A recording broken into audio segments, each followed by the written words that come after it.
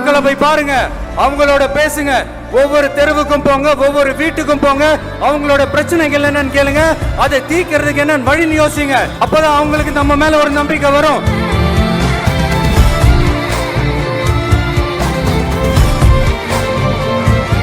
இவங்க எல்லாத்தையும் நல்லா வச்சுக்க கடவுளே என கட்டி கொடுத்த வீட்டில் சாமியை வேண்டி விளக்கேற்றிய மூதாட்டி.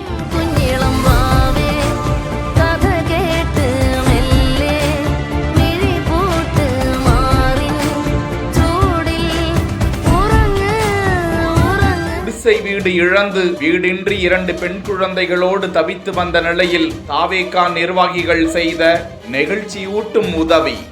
துன்பம் தன் துன்பம் போல் எண்ணினால் வரலாற்றில் ஒரு தலைவன் உருவாகுவார்.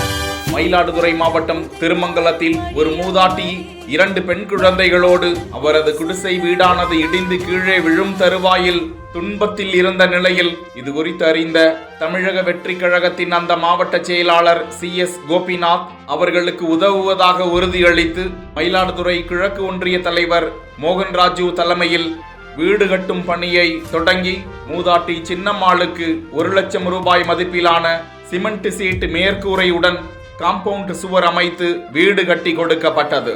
இதற்கான திறப்பு விழாவின் போது மூதாட்டி சின்னம்மாள் கண் கலங்கியபடி சாமியை வேண்டிக் கொண்டு அனைவருக்கும் நன்றி கூறியது நெகிழ்ச்சி அடைய வைத்தது.